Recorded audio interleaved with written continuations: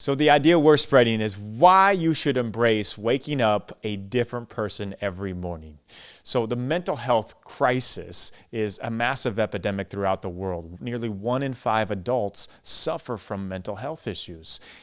And here's the biggest thing that holds us back is we allow the past, the person that we were the day before, control who we are in the present and who we will be in the future.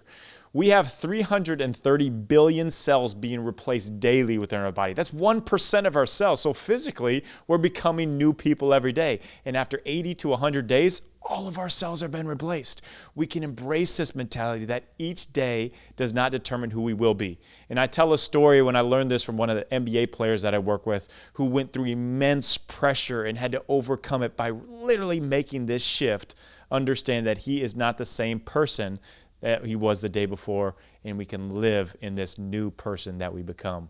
And I have a tool at the end of it that I think can be as powerful as Mel Robbins' 5-second rule and the power stance. Thank you very much.